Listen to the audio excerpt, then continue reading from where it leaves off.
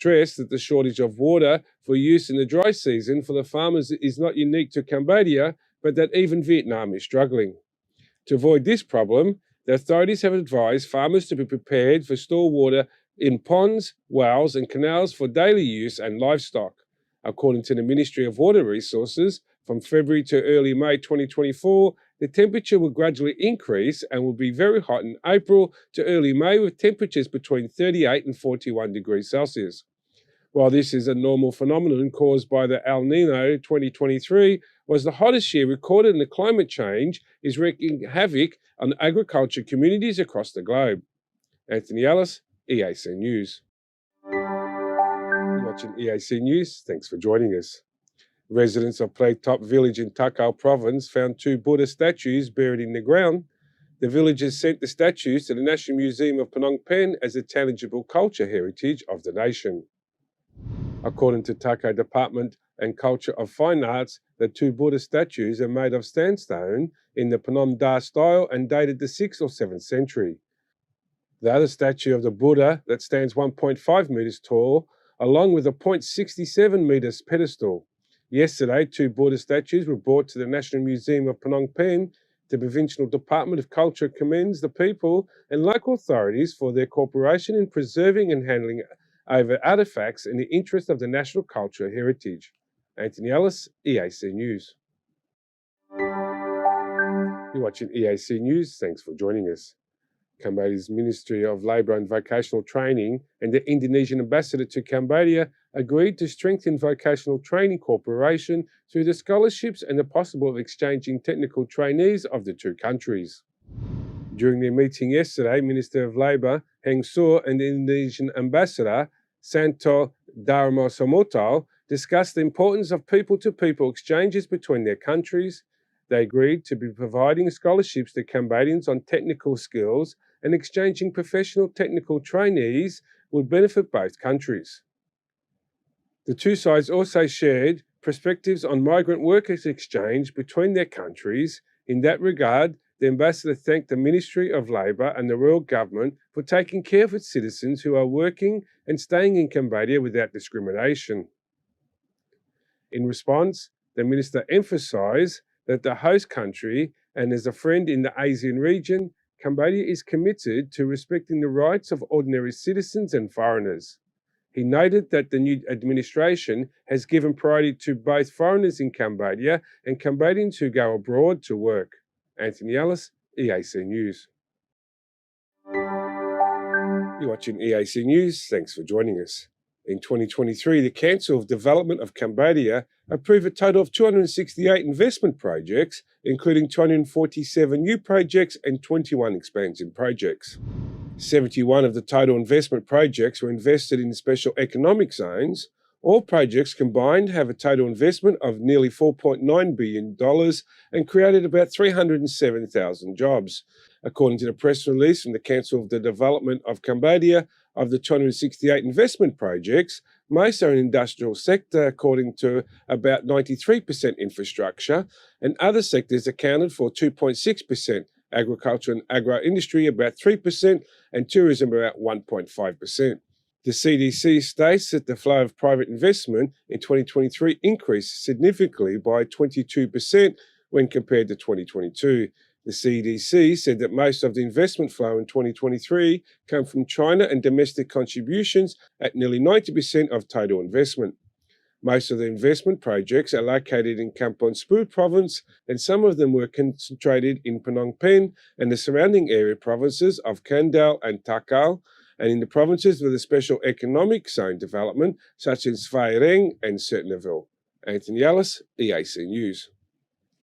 You're watching EAC News. Thanks for joining us. Transport drivers in Siem Reap are searching for relief for the steep $3 entry fee that they must pay to drop off and pick up passengers. Leaders from the Developed Council, Civil Aviation and relevant ministries held a meeting to find out the solution for the taxi drivers who are already suffering from the catastrophic drop in tourism following the COVID-19 pandemic. On January 4th, the first Vice President of the Council for the Development of Cambodia, Deputy Prime Minister Sun Chen Tol, chaired a meeting with the Minister of Public Works, the minister in charge of the civil aviation, and representatives of the Ministry of Economy and the Deputy Governor of Siem Reap to discuss entry costs for taxi drivers to the new Siem Reap Angkor International Airport. On January 3rd, a group of transport drivers who bring passengers to and from the new airport held a protest, asking the Chinese company that manages the airport to reduce the price and no longer charge the entrance and exit fees at the airport. Currently, it costs a minimum of $3, depending on the type of car, a price which greatly affects the bottom line. According to the Ministry of Public Work, yesterday's meeting to address the problem was held in orders of the Prime Minister Hun Manet. As a follow-up solution, the meeting decided to organise an inspection of the situation in the near future. Following the inspection, the working group will meet at the Angkor International Airport Investment, Cambodian company, to find a suitable solution for taxi drivers.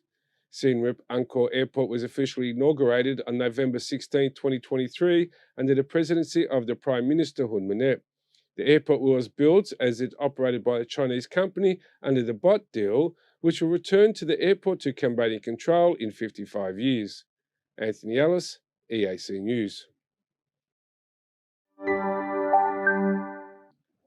You're watching EAC News. Thanks for joining us. The Vietnamese TikToker Huy Quoc An has been fined 7.5 million Vietnamese dong, around $306, for posting a video with a Thai flag waving over images of Cambodia's Angkor Wat Temple. Ho Chi Minh authorities said that the TikToker should seriously learn from the incident, which they categorise as disrespectful of culture and national sovereignty of neighbouring countries. In November 2023, Huy Quoc An posted a video on his TikTok account, which has 700,000 followers, featuring a girl wearing a traditional Thai costume and walking around Angkor Wat. He incorporated images of the Thai flag and king and a voiceover saying, "Hello, Thailand," fueling an ongoing online battle between some Thais and Cambodians about who owns the cultural heritage. The Angkor Wat World Heritage Conservation Authority, APSARA, said that the video has seriously affected Cambodia's culture and heritage. Cambodian authorities then had video removed from the platform.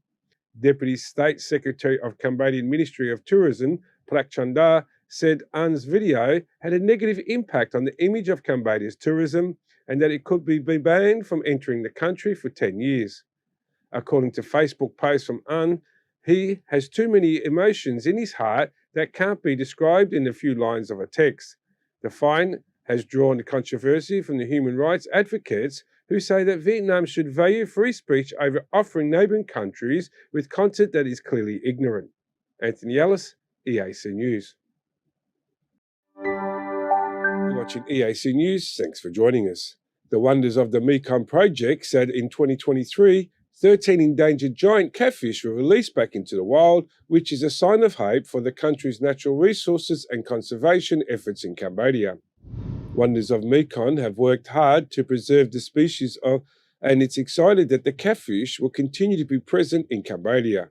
The project said that the extraordinary effort goes by releasing endangered species. It demonstrates the commitment of the Cambodian people and the Fisheries Administration in conservation this remarkable species of fish. The Mekong catfish is the second largest freshwater fish in the world after the giant Mekong stingray, which is also found in Cambodia. Fishermen also play a vital role in the global effort to protect the biodiversity. They are in the forefront of providing information on the capture and release of endangered fish.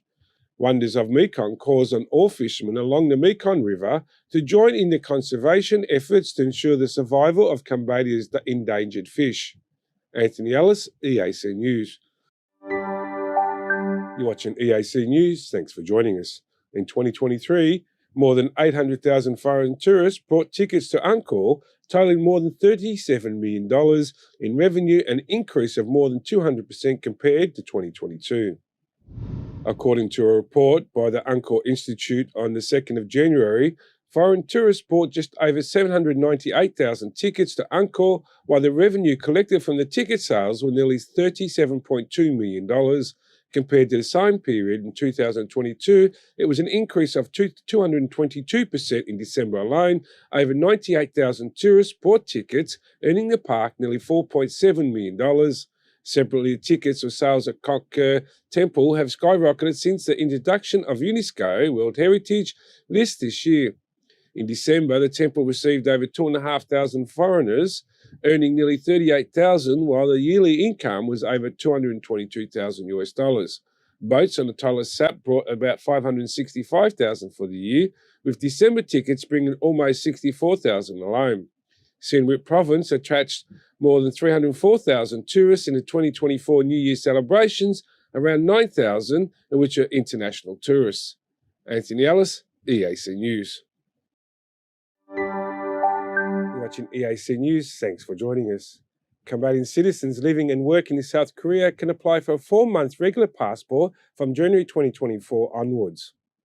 According to an announcement from the Ministry of Labour, more information on specific dates and locations can be found in contacting the Cambodian Embassy in the Republic of Korea during working hours.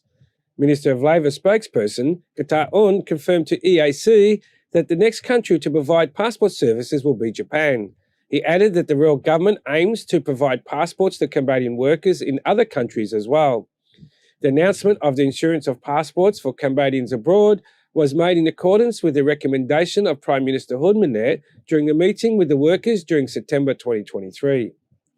Facilitating passport services for citizens abroad provides convenience without having to pay for a trip to Phnom Penh to get a passport, saving both time and money.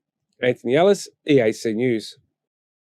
You're watching EAC News. Thanks for joining us.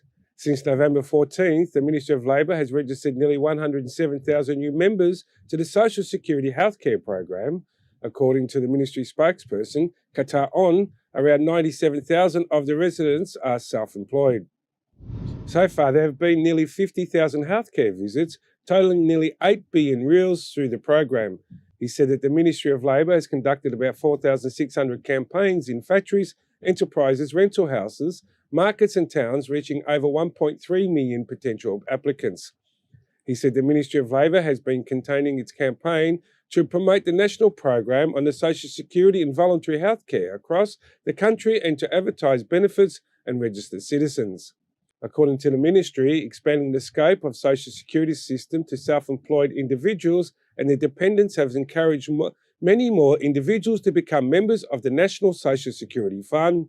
It says that the NSSFF has improved the mental health of workers and their dependents by helping to reduce costs, strengthen the stability and predictability of income, and improving their physical health. Prime Minister Hun Manet officially announced the new Social Security program on November 14, 2023, in an effort to help improvised and vulnerable families, especially the youth.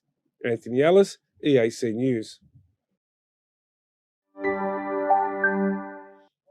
You're watching EAC News. Thanks for joining us. The Ministry of Foreign Affairs confirmed more than 1,600 Cambodians were in 6 prefectures